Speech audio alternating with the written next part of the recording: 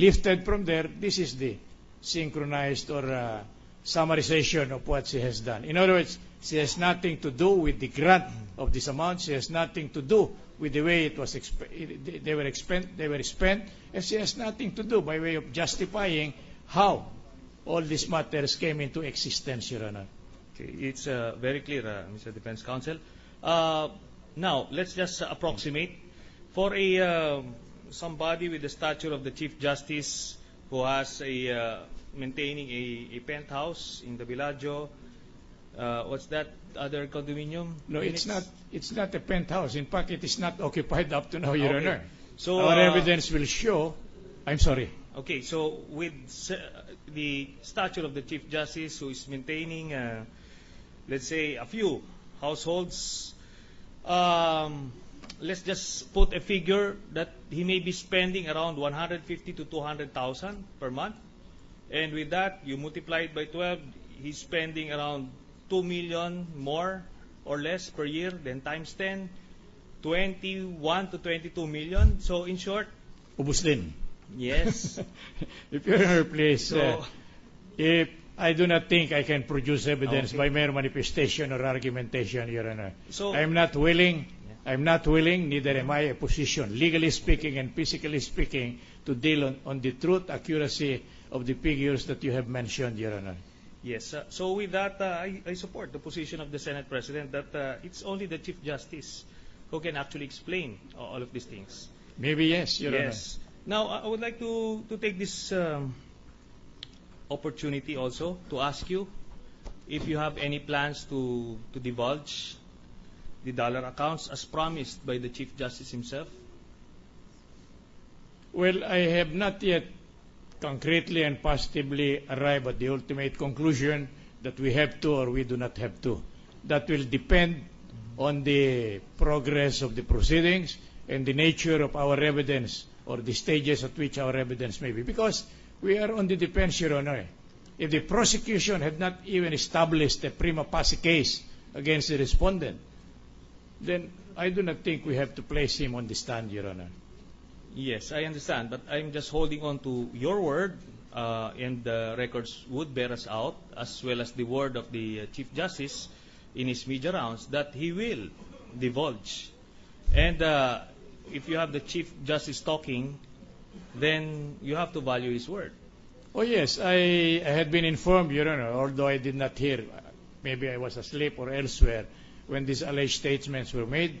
But I'll go on record, Your Honor, as not having stated that we will present his, what we call, foreign currency deposit, Your Honor. In fact, I recall being asked by one of the senator judges, Your Honor, as to whether I can convince him to do this and do that in connection with this foreign currency deposit, Your Honor. And I made the statement that we are still on the verge of fighting this particular issue before the Honorable Supreme Court in a petition for certiorari prohibition that we have filed with the said court. Okay. Well, you'll have to understand and forgive me if I will remind you every now and then of that promise of the Chief Justice to divulge the dollar accounts. Thank you for the reminder, Mr. Thank Chief. you, Mr. President. Thank you. George, the floor leader. Senator Escudero, Mr. President. The gentleman from Sorsogon. Thank you, Mr. President. Isang katanungan po lamang sa ating testigo ngayong hapon. Ma'am, nung nagpunta po dito si Commissioner Inares, sabi po niya, wala daw silang record na nagbabayad kayo ng buwis via withholding tax based sa alpha list insofar as the justices of the Supreme Court is concerned. Pakipaliwanag po sa amin kung bakit niya nasabi yun. Hindi ko po masasagutan yung katanungan, Your Honor. But When we asked the Commissioner kung nag-remit ba, nagbabayad ba ng buwis, pinakita lamang yung alpha list for certain years, pero may mga taon na wala daw po silang record. Wala po silang alpha list. Sinasubmit niyo po ba ito taon-taon sa BIR? Yes, Your Honor. Received by the BIR? Duly received by the BIR. Saan pong tanggapan ng BIR kung maaari pong malaman? Dahil hindi ko makita ang dahilan kung bakit hindi alam ng Commissioner yan, sasabihin po sa amin yun. RDO number 33. RDO number 30, which is located in Manila, I presume. Intramuros. In Intramuros, Manila. Yes, Your Honor. Revenue District Office, Yes. number 33. At nire-remit pamagitan ng pagbayad sa bangko, yung wini-withhold ninyo. Nakita ko po yung record nyo, roughly 34 million total for the past 8 years. Through TRA. Ano po yung TRA, ma'am? Remittance advice. Tax So- remittance advice po. So may pruweba po kayo na bayad yung withholding taxes na dapat due and owing sa gobyerno sa mga natatanggap na sweldo at taxable income ng mga maestrado ng Korte Suprema. Yes, Your Honor. Can you kindly, it was requested earlier, can you kindly furnish us with a complete set dahil kulang po yata yung nabigyan yung alpha list sa amin, 02 to 05 po lamang. Pakibigay po sa amin kung maaari yung balance rin. Para lang Up to 2010, Your Honor. kung ano po yung available. May 11 na po ba? Wala pa. Wala pa po, Your Honor. Up to 2010, ma'am. Please. Yes, Your Honor.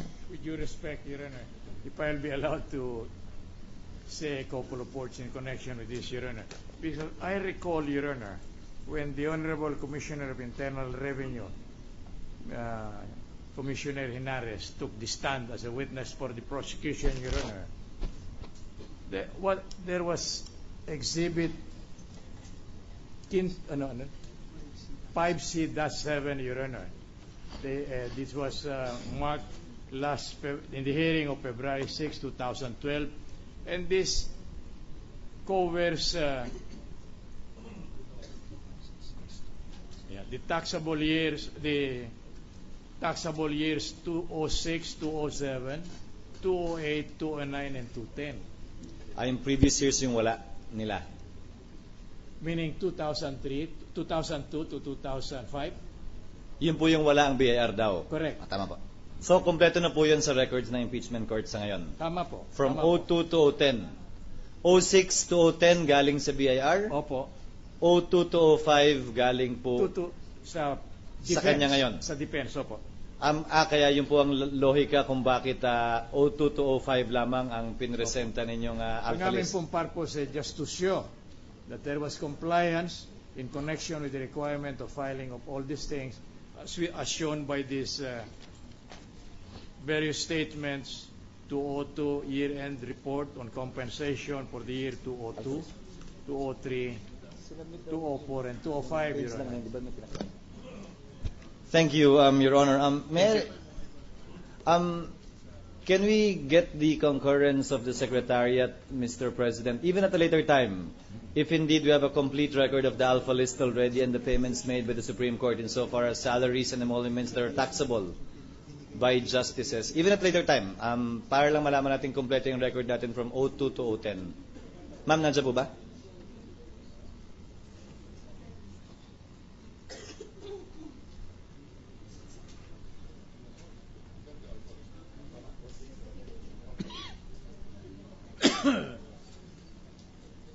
Thank you. I would like to thank the Secretary. May I address some questions just to place everything in proper perspective? May I get confirmation from the prosecution? I asked this before. Ang napatunayan ninyo di umano na ari-arian sa panig ninyo ni Chief Justice Corona ay 24. The number of real properties. 24 kabilang na yung 6 na parking lot. Tama po ba? Tama po, as far as I know. Ngayon, kabilang sa ebidensyang pinresenta ninyo, yung HHH, a deed of sale tungkol sa isang ari-arian sa Quezon City na binenta na, ayon din sa inyo. So, ang claim lang ninyo nung pinresenta ninyo yung testigo, yung kinita daw doon ay wala sa kanyang salen. So, do I take it na 24 yung kine-claim ninyong ari-arian ni Chief Justice na dapat dineklara niya sa kanyang salen kasama, ulitin ko, yung 6 na parking lots. Would that be accurate?